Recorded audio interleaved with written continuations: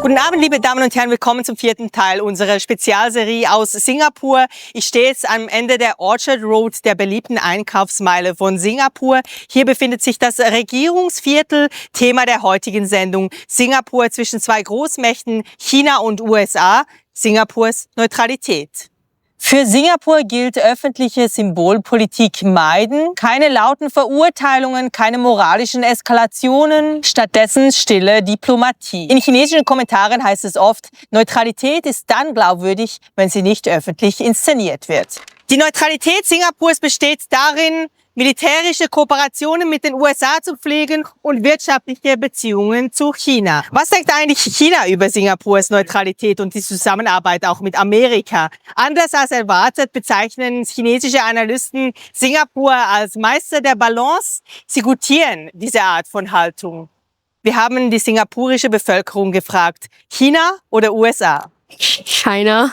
China. I'm half Chinese and I think I like the country more just because of the food and the cuisine. Yeah, same. I think we hear from both sides quite a bit. So I don't think it's biased. Yeah, the news I would say it's pretty balanced. They're not really taking a side to the US or China. So I don't think we can really make our comment on it because we don't really know much about the situation or the conflict. Yeah. I think Singapore's foreign minister has made it very clear that Singapore has a neutral stance on any international conflicts. And I think we hold the same view and values that if it's not within our country, we shouldn't have an opinion on it. Probably don't believe everything you see on the news. Definitely do your research before making comment on anything. Make sure you know all the facts before just trusting what you see online. US. China, because I feel like they're a lot more technologically advanced, and I feel like Trump's America isn't an ideal place to live in. So definitely China, because I've heard of friends who went to China and it's amazing there. Like the technology, the people are so friendly as well, and you don't get the same in America most of the time. So China. Singapore is an island with no resources, all right? So we very much dependent on US and China, right? We got China, they got plenty of cheaper goods, right? In US, of course, you are paying more for the goods. But again, we depend both. We depend all, even in Southeast Asia. Everybody is so connected. You cannot just say China or America. 你可以问我一个问题。Okay, 我给你问题。America or China?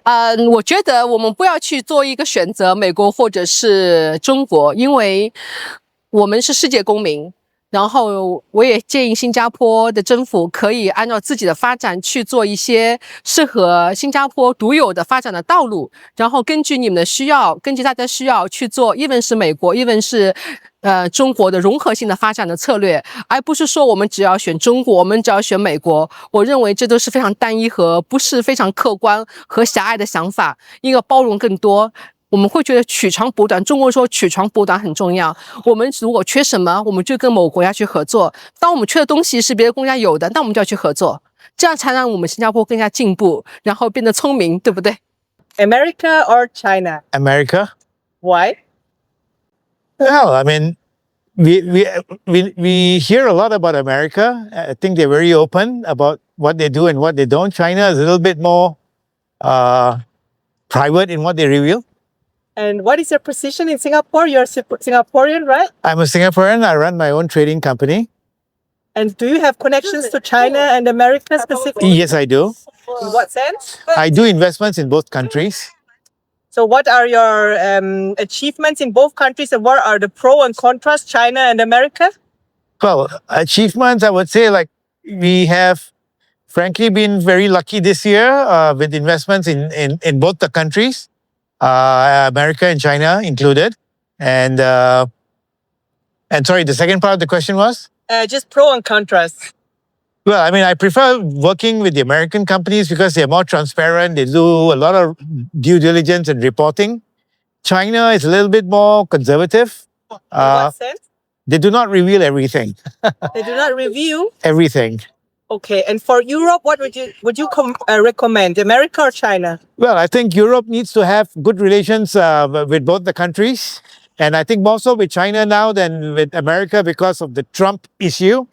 And so I think, Europe needs both.